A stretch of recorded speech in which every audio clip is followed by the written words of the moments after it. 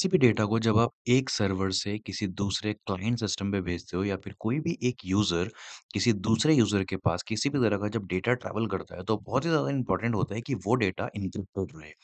Encrypted in the sense कि जो भी डेटा आप सेंड कर रहे हैं वो कोई भी थर्ड पार्टी एप्लीकेशन, कोई भी थर्ड पार्टी पर्सन या फिर कोई भी इंडिविजुअल उस डेटा को रीड या राइट ना कर पाए।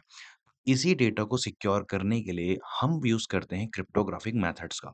तो क्या होती है क्रिप्टोग्राफी मेथड और कैसे क्रिप्टोग्राफी हेल्प करता है हमारी कॉन्फिडेंशियल इन्फॉर्मेशन को सेव करने के लिए, ये कंप्लीट हम इस वीडियो में देखने वाले हैं। तो वीडियो को एंड तक ज़रूर देखना अगर आपको समझना है कि क्रिप्टोग्राफी क्या होता है, बेसिक्स ऑफ क्रिप्टोग्राफी अगर आपको जानने हैं, कितनी तरह की क्रिप्टोग्राफी होती है, एल्गोरिथम्स के बारे में अगर जानना है, तो कंप्लीट इस बिगिनर फ्रेंडली क्रिप्टोग्राफी ट्यूटोरियल को एंड तक ज़रूर देखना। सो मेरा नाम है राहुल कुमार और आप देख रहे हैं साइबर सिक्योरिटीज। वीडियो को स्टार्ट करते हैं बिना किसी देरी के।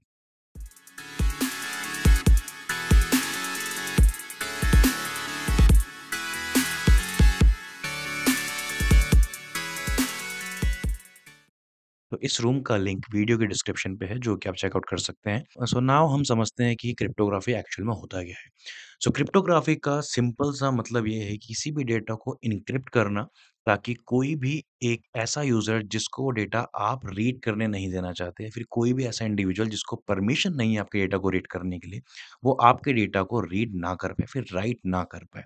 तो ऐसे ही डेटा को हम एन्क्रिप्ट करते हैं। एन्क्रिप्ट का मतलब होता है किसी भी एक प्लेन टेक्स्ट को एक साइफर टेक्स्ट में, एक अनरीडेबल फॉर्मेट में चेंज कर देना, उसको हम एन्क्रिप्शन कहते हैं।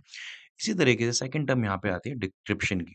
डिक्रिप्शन का मतलब होता है किसी भी एक एन्क्रिप्टेड टर्म को वापस से डिक्रिप्ट करना, यानी कि जो एक अनरीडेबल फॉर्मेट में डेटा है, उसको वापस से प्लेन टेक्स्ट में चेंज करने के लिए जो मेथड का इस्तेमाल करा जाता है, उसको हम डिक्रिप्शन बोलते हैं। क्रिप्टोग्राफी का मतलब होता है encryption of data, encryption of data.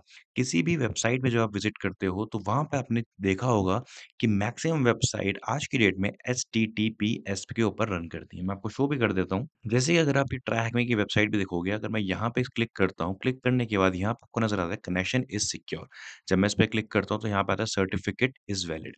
अब ये सर्टिफिकेट बताता है कि आपका डेटा जो भी क्लाइंट से सर्वर के ऊपर ट्रैवल कर रहा है, वो एक एन्क्रिप्टेड फॉर्म में ट्रैवल कर रहा है। इट मीन्स आपके ब्राउज़र से ट्रायग्न के सर्वर के ऊपर जो भी डेटा जा रहा है वो एन्क्रिप्टेड है, यानी कोई भी थर्ड पार्टी एप्लीकेशन या कोई भी पर्सन आपके डेटा को रीड या राइट नहीं कर सकता है। और ये पॉसिबल हो पाता है क्रिप्टोग्राफी से, और क्रिप्टोग्राफी में यहाँ पे इस्तेमाल करा जा रहा है एसएसएल सर्टिफिकेट, जिसको हम बोलते हैं सिक्योर्ड सॉकेट लेयर। इसी का एडवांस वर्जन जो आज की डेट में इस्तेमाल करा जाता है वो है टीएलएस, ट्रांसपोर्ट लेयर सिक्योरिटी का।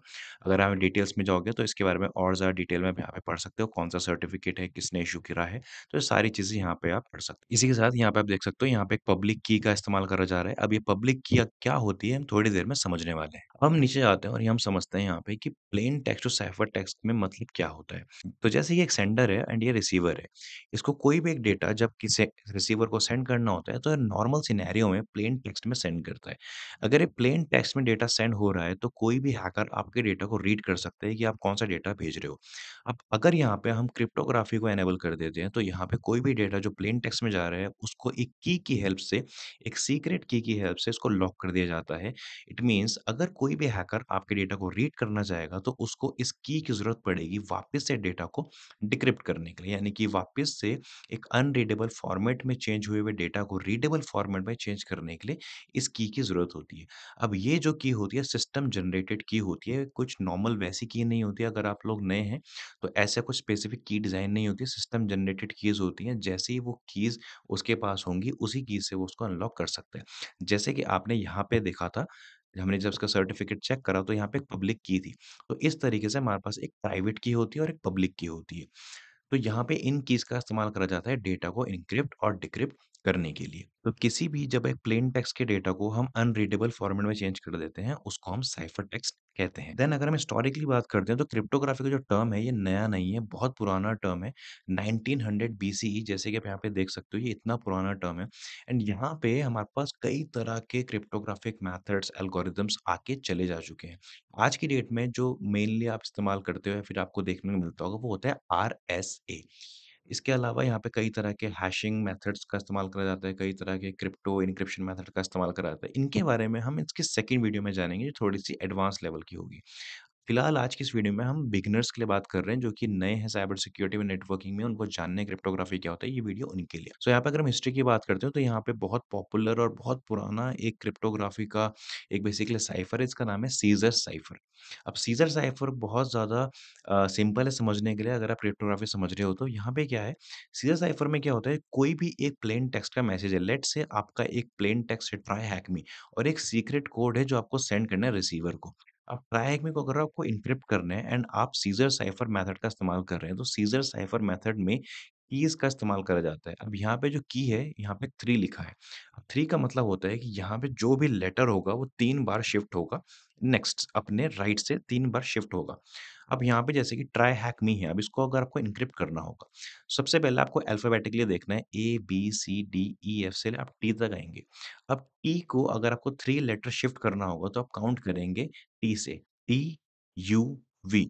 तो यहाँ पे हमने 3 लेटर काउंट करे, 3 लेटर काउंट करने का नेक्स्ट अल्फ़ाबेट जो आता है, वो होता है डब्ल्यू।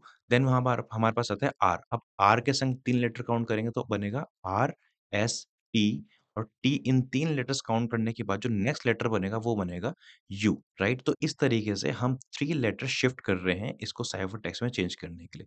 जब पूरे ट्राई एटमी को आप 3 लेटर शिफ्ट कर दोगे और वो कुछ इस तरीके का एक वर्ड बनेगा, तो इसी को कहा जाता है साइफर टेक्स्ट। अब ये तो प्लेन टेक्स्ट में ट्रैक में कोई पढ़ सकता है, लेकिन कोई ये नहीं पढ़ सकता है कि एग्ज़ैक्टली ये क्या लिखा हुआ है।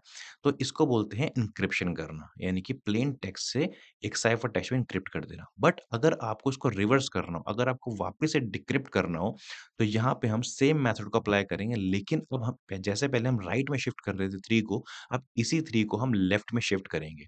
अब जैसे कि अगर आप डब्ल्यू को 3 बार उल्टा शिफ्ट करोगे, यानी कि 3 लेटर पीछे लेके जाओगे, तो वो बनेगा टी।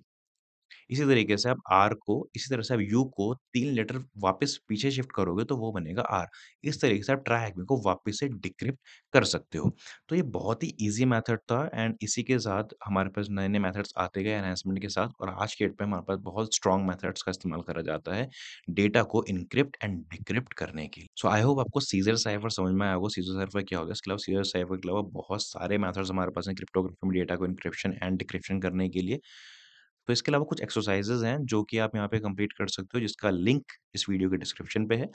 तो यहाँ पे अगर हम एन्क्रिप्शन की बात करते हैं तो 2 तरह की एन्क्रिप्शन मेनली होती हैं। पहला होता है symmetric encryption and second is asymmetric encryption. किसी भी डेटा को लॉक करने के लिए हमारे पास 2 तरह की कीज़ का इस्तेमाल करा जाता है। एक है प्राइवेट और एक है पब्लिक। लेकिन यहाँ पे चेंज ये आता है कि जब कभी भी आप सिमेट्रिक एन्क्रिप्शन का इस्तेमाल करा जाता है, सिमेट्रिक एन्क्रिप्शन में एक सिंगल की का इस्तेमाल करा जाता है डेटा को एन्क्रिप्ट एंड डिक्रिप्ट करने के लिए। फॉर एन एग्ज़ाम्पल आपके घर का एक डोर है, अगर डोर को आप लॉक करोगे तो एक ही की से वो डोर लॉक भी हो जाएगा और एक ही की से वो डोर अनलॉक भी हो जाएगा। यानी कि एक सिंगल की का आप इस्तेमाल कर रहे हो डोर को लॉक एंड अनलॉक करने के लिए। तो सिमेट्रिक एन्क्रिप्शन में भी यही होता है। एक सिंगल शेयर्ड की का इस्तेमाल करा जाता है डेटा को एन्क्रिप्ट एंड डिक्रिप्ट करने के लिए।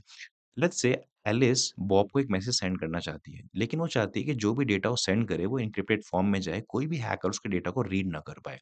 तो एलिस क्या करेगी, एक प्लेन टेक्स्ट में इसको एक मैसेज सेंड तो करेगी, लेकिन वो इसको एक सिंगल शेयर्ड की से एन्क्रिप्ट कर देगी।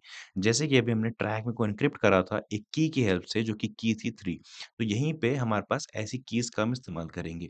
तो यहाँ पे उसने एक सिंगल की से इसको एन्क्रिप्ट कर दिया।